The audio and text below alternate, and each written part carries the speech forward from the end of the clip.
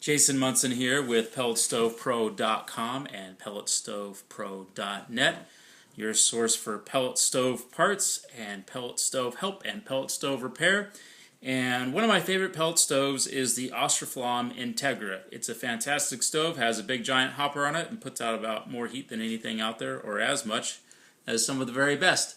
However, it is a very, very sensitive stove. When you make something real efficient like that, it's a little bit tweaky. And when you're cleaning that particular stove, there's a few things on it that if you don't do and just in a certain way, you can have problems and the stove will run really badly. So the first, or the main portion is actually when you take off the upper cast wall and the lower cast wall. That's where the main amount of cleaning happens. If you pull those off and you've got the black shiny creosote that's built on the heat exchange tubes, you can actually clean those off with the stove in the house if the exhaust fan is running.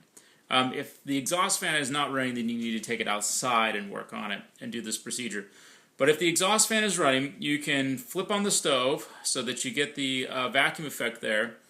Take a propane torch and a screwdriver and maybe a wire brush, and you can actually burn off that creosote buildup that is on the heat exchange tubes.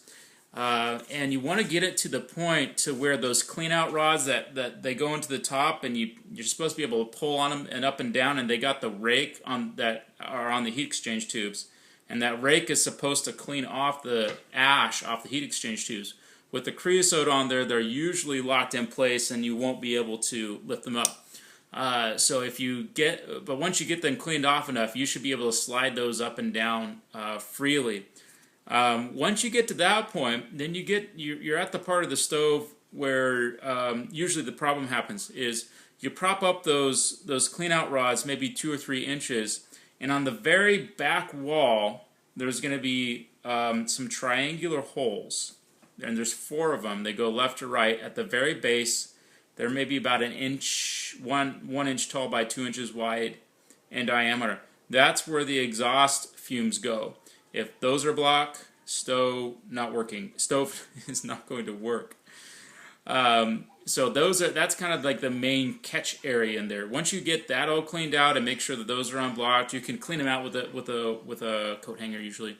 Once you get that done, then of course you want to take off the exhaust fan and clean off any creosote. Same process. Usually not as much builds up there, but that's the real key critical area of cleaning the Austroflamm. And if it's not running well, or if you're getting black glass, or if the fire is going out, or anything else like that, that would be the very, very first procedure to do, is to clean those areas on the pellet stove.